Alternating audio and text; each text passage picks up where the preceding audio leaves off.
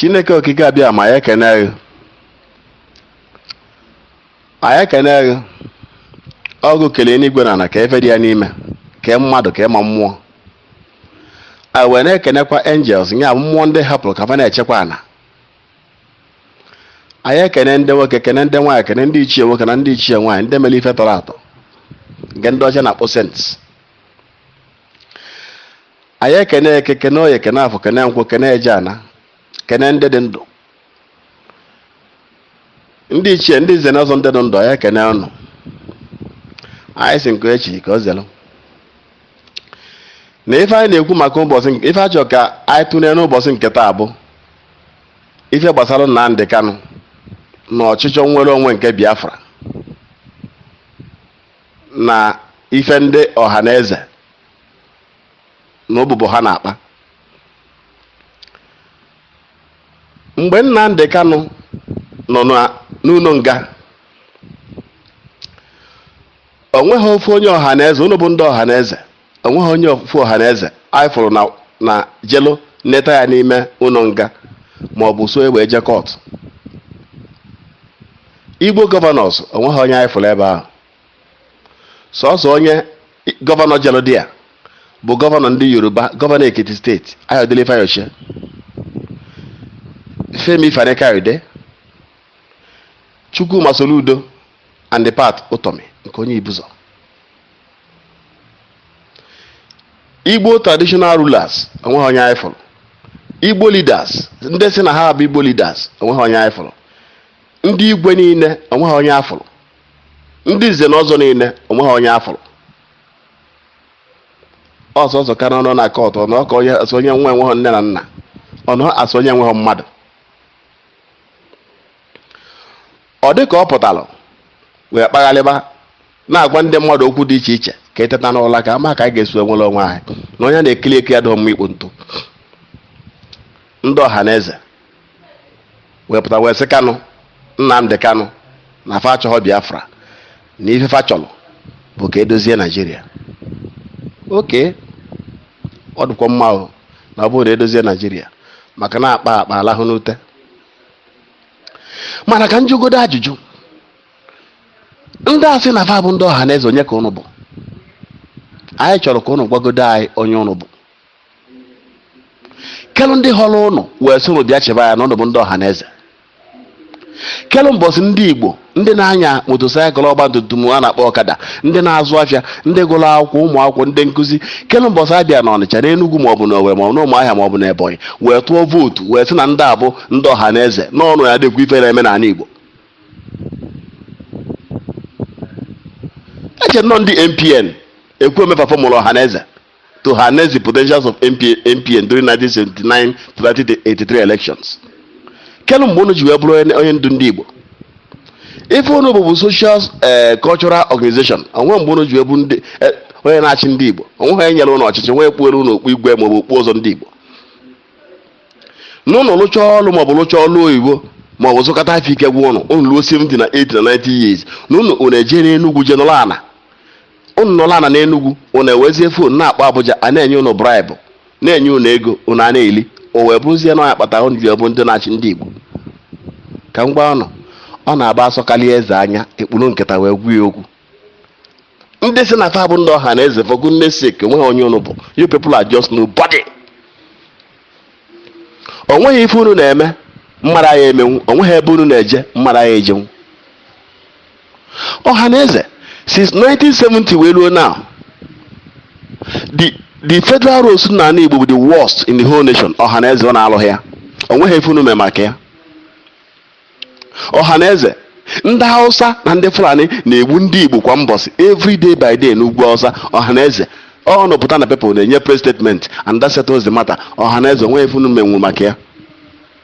Ọha na eze Obasanjo, enwere Obasanjo second Niger bridge, Yar'Adua second Niger bridge, Jonathan second Niger bridge, Buhari kịta akwa Buhari second Niger bridge.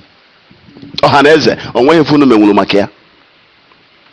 Ọha na eze unu alụghị n'ụlọ akwụkwọ, unu alụghị unu ebe a na-alụ ngwa afịa, unu alụghị ụzọ, onweghị ndị unu nye scholarship n'ala Igbo. the motherless babies onwe nke ụnụ lụrụ ọhaneze gwazie na ife kpata unu ji ebu ndị na-achị ndị Igbo. Ọhaneze gwara anyị gwa anyị ife ụnụ lụrụ na ala Igbo kpata unu ji ebu ndị onye na-achị ndị Igbo. Ọhaneze onwe ha onye ụnụ na-achị. You are lazy old men. Unu nọ n'Enugu to represent nothing but your pockets, interest unu go na-represent and nobody. And that was reason why Nnamdi Kanu ji esi London nata. Ụmụazị Igbo na-esogharị ya na-asị ya onye isi kele nga anyị ga-eme. Ụfọdụ na-akpọ ya Chukwu, ụfọdụ na-akpọ ya Jesus Christ, ụfọdụ na-akpọ ya Messiah, because the Igbo people, the Igbo youths, lose go hope n'ebe unu nọ. You are not controlling anybody. The funny aspect of the whole thing, but unu amagwo na politics. O take a man full of political sagacity to do political arithmetic. Ebe ọ bụ na Nnamdi Kanu na-ekwu okwu Biafra, unu kwuo na okwu Biafra adịghị mma. Ngwakezina nke unu kwuru ekwu na ga-edozi Nigeria restructuring. Eweje na Senate, ndị Senate wee weli megana wụọ ya na wee na virtual restructuring. Na-achọ ka Nigeria dị otu ọdụ ka ndị Hausa wee na-eli anyị ulu afịa. Bịa na China ka ụnụ fụ, jee Malaysia, jee na India. Ndị Igbo bụ the cheapest commodity of laborers and prisoners all over the world. Most of you bụ ndị ọhaneze bi na Abuja, bi na Port Harcourt, bi na Lagos. Gịnị na-achọ ụnụ n'ala Igbo? Gịnị na-achọ ụnụ n'ala Igbo? The richest Yoruba people bi na Yoruba land. The richest ndị Hausa bi na Hausa land. The richest ndị Igbo onwe onye bi n'ala Igbo. Maka gịnị? Odosikwa obodo edozi a na-adịghị mma. Kpaghalịa na Ọnịcha, kpaghalịa na Aba. The sorry state of Ọnịcha and Aba and the rest bụ shame of a nation, and you people are not doing anything about it, including your idiotic governors. A na-ekwudo okwu nke ndị gọvanọ ndị a bụ ndị elili eli. Yoruba campaign for Buhari ahụ ya bịa nwanne fa nwoke bụrụ acting president. Ọ dịfa ka ndị Hausa na-akwatu ya. Sahara Reporters Buhari ozugbo pịaba Buhari nkụ. Ndị Yoruba Buhari ozugbo pịa Buhari nkụ. Ọ ka esi eme politics. It's all about interest.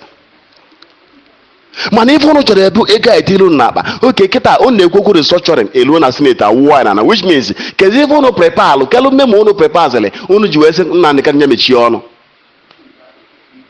Unu je na Abuja so nje gwa the small boy ya mechie ọnụ.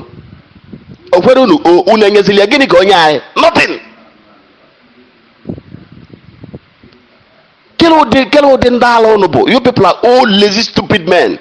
You people are as old as my father, but my father cannot be as stupid as you people. Ndị na-ele nwa azụ a na-akpọ ebi na-eli nwa ọ mụrụ. Unu na-eli onwe ụnụ. Ndị Yoruba nọ eme meeting mechie ọnụ, ndị ugwu nọ eme meeting mechie ọnụ. Na Northern governors nọ fa mee meeting taa na Kaduna. Ka achọ ife fa ya eme, ụnụ nọ na-agbagheli, onye kọlụsi elu, onye kọlụsi ana, na-achọ onye anata ego. Every day eme election eburu billions of naira tọwọlụ na ọhaneze na-eke. Ụnụ ya dị ka ga-emesi kpuru okpu red okpu mme tụfusịa n'ime ọfịa ekesi before na na-ekesi ego emecha na election. Onwe onye winu na-eje Abuja jekwụwali ebe a chieta azụ si na ụnụ bụ ndị ọhaneze.